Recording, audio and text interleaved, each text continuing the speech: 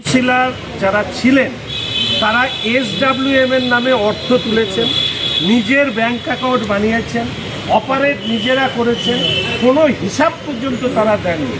এমনকি তারা এখন পর্যন্ত রসিদ পাসবুক যা যা আছে সেটা জমা দেননি।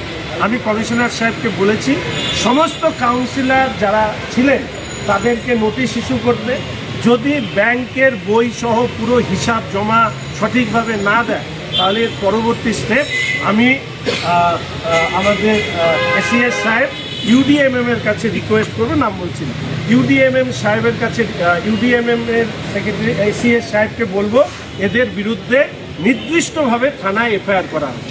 সরকারি অর্থ অপব্যবহার করবার জন্য এদের বিরুদ্ধে ব্যবস্থা নেওয়া হবে। এখানে কোনো রাজনীতির রং নেই। আমি অনুরোধ করব একটা টাইম দিয়ে দেবেন, তার মধ্যে হিসেব যা আছে ব্যাংকের বই জমা দিয়ে দিন, হিসেব জমা দিয়ে দিন, সব জমা দিয়ে সরকারি খাতা ক্লোজ করে দিন, তারপরে সরকার কর্পোরেশনের জায়গায় যাবে। আবার বলছি, মাননীয় মুখ্যমন্ত্রী বলেছেন স্বচ্ছতাতে জোর দিতে, সেই স্বচ্ছতার জায়গায় আমরা যেতে চাই।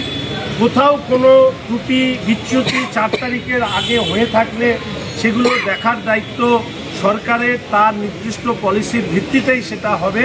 আগ বাড়িয়ে আমি কোনো মন্তব্য করতে চাই না। 4 তারিখের পরে আমি বলছি, সবাই কাছে অনুরোধ করছি, আমি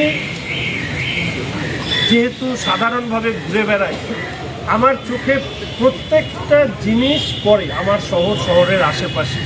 আমি একসময় যার সহচার্যে কিছুদিন কাজ করেছি, তিনি রাস্তার থেকেই ফোন করতেন, দেখতে কোনটা ঠিক কোনটা বেঠিক, ভুল হয়েছে কিনা।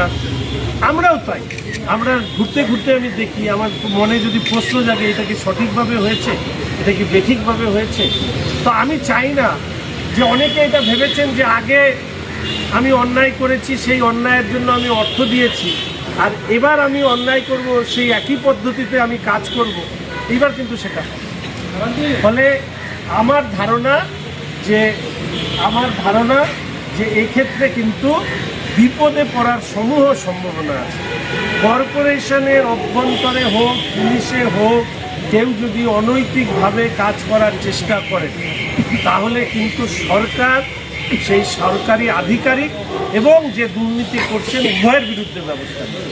যা নিয়ম আছে করুন, নিয়মের মধ্যে কোথাও আটকালে আমি এবং আমার সরকার আপনার পাশে দাঁড়াবে। কিন্তু বেনিয়ম করে আপনি কোনো স্পেস চাইবেন, যে কিছু কিছু ক্ষেত্রে দেখি ফুটপাতের মধ্যে দোকান এক্সটেনশন করে রমরমা বিজনেস করছে। হ্যাঁ, তারাও যদি এসে আমাকে বলে আইন মেনে চলার কথা, তাহলে তারা নিজেরা আইন মানে। হ্যাঁ, ফলে আইন মানতে হলে সবাইকে মানতে হবে, নাহলে বলা বন্ধ করতে হবে আইনের শাসন। আমরা আইনের শাসন মানে আমরা যতটা আমাদের পক্ষে করা সম্ভব উইল গো ফর দ্যাট, এবং we need assistance from the society. কারণ সোসাইটিকে বাদ দিয়ে কোনো সংস্থা সম্পূর্ণভাবে পরিষেবা দিতে পারে।